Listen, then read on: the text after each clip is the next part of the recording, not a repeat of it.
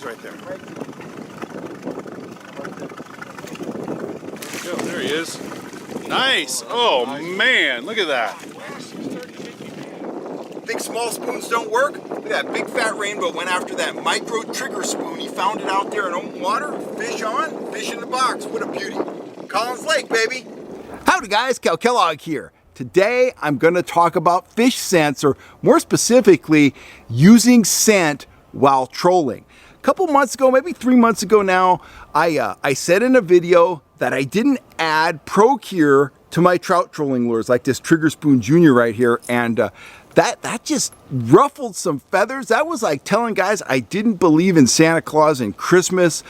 Some guys were downright upset about it, and you know, I think I really kind of want to clarify my feeling on scents, okay?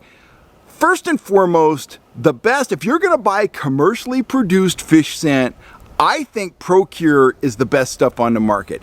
It has bite stimulating amino acids. It adds UV properties to your lures. It comes in a broad spectrum of different scents, different flavors. It's good stuff. And I use it. I use it when I'm still fishing. If I go out to the Delta and I'm striper fishing with bait, I use it then. When I don't use it is when I'm trying to elicit a reaction strike, and that's what I'm trying to do when I'm out trolling a spoon like this for trout. Now, there are times when I do want to add scent to a lure, and I typically do that by tipping, okay?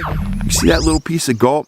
Very tiny, very small, very little resistance. And what you're trying to do with that, the fish will come in. When I run my underwater camera, you'll see fish come in and get right on the tail of the spoon a lot of times, and they'll peel off. Well, when the fish are in a funk, when they're feeling fickle, when they don't really want to feed, they'll come up behind the lure, they'll get a smell of that, they'll taste it a little bit, it's real meat, and they'll get just enough of that hook to get hooked in the lower jaw or in the top of their mouth.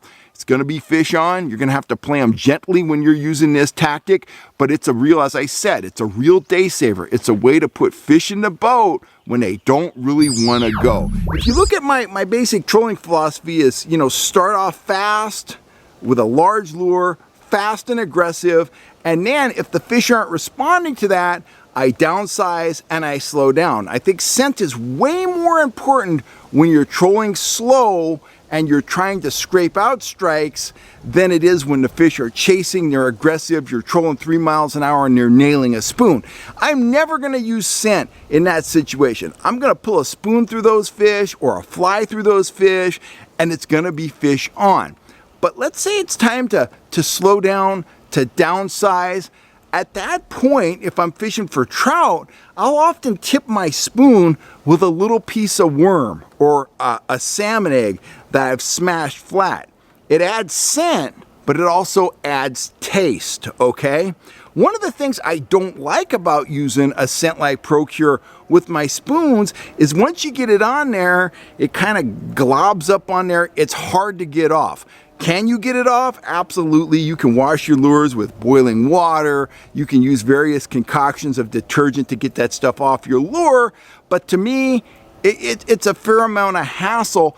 And I'm never really sure of the return because, again, I'm fishing a lure that's moving through the water. Sure, a fish that comes up right behind it, he can smell the scent, but I'm just not sure how much of a factor that is. So if I'm going to add scent to my trolling lures, specifically if I'm trolling for trout or king salmon, I would prefer to tip the lure with some sort of real meat or with something that holds scent. So if I'm out trolling for kings, I would take a spoon like this, or even if I was fishing a hoochie or a fly, I would fillet some really thin pieces of anchovy meat with the skin attached. I call it anchovy skin, but there's a little meat on there.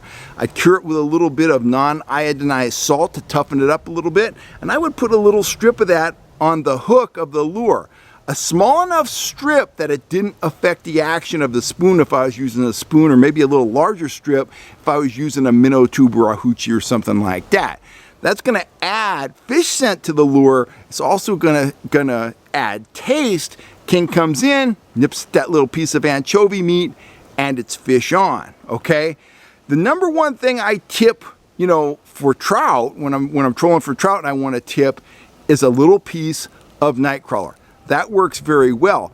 But, you know, when I'm out kokanee fishing, when we're out kokanee fishing, we tip everything with shoe peg corn.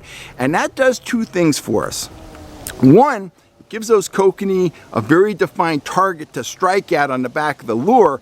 And two, it adds scent. Corn scent, corn out of the can scent, it works well, but we'll often add scent to the corn because the corn is a very good medium for transferring scent. It absorbs scent easily, it puts off scent easily, and it's just a nice, tight little package to put on the hook of a kokanee lure that's gonna add scent, it's gonna add appeal to that lure.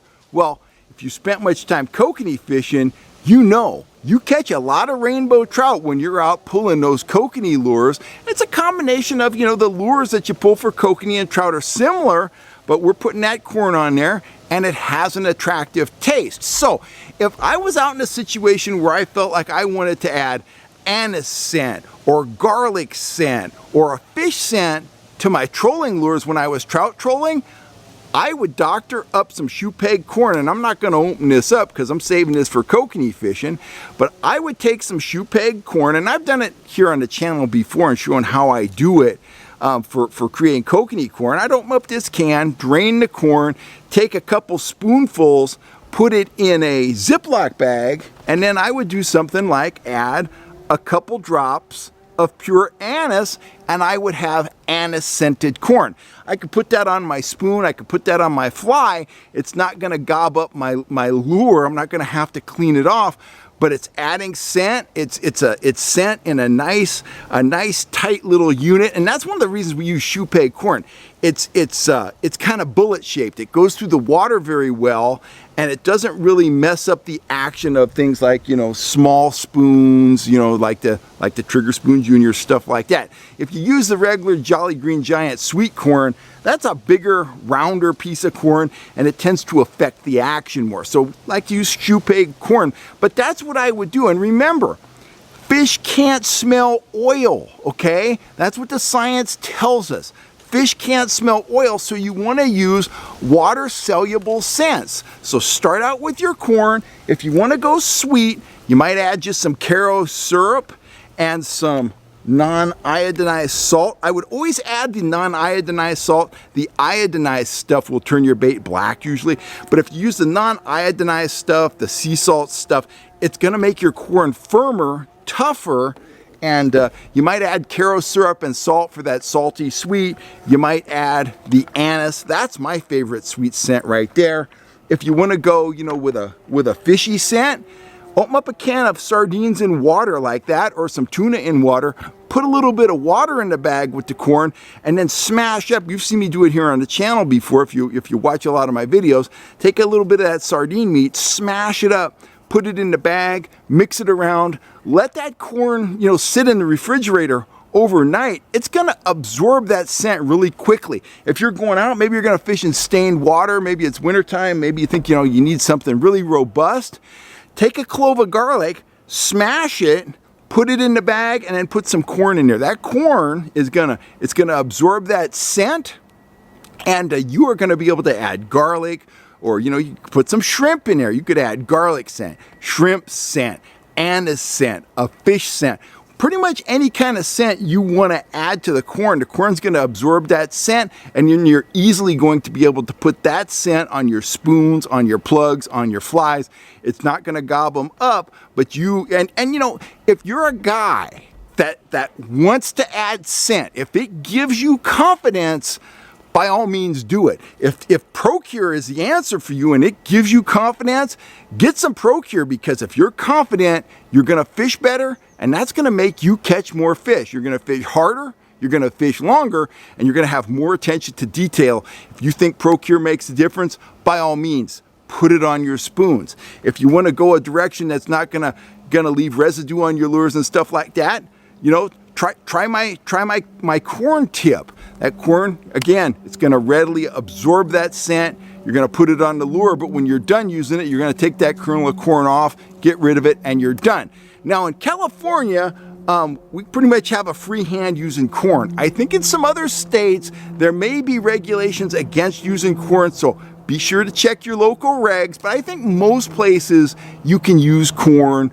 You can use corn for tipping lures, stuff like that. I think a lot of places that corn is illegal, they're chumming with corn. So check your regs, make sure you're on firm legal ground, but a simple, effective, clean way to add scent to your lures is to scent up some shoe peg corn.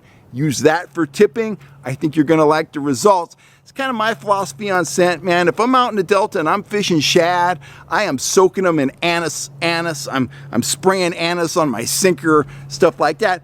But that's still fishing. When I'm trolling, I'm not super sold on scent.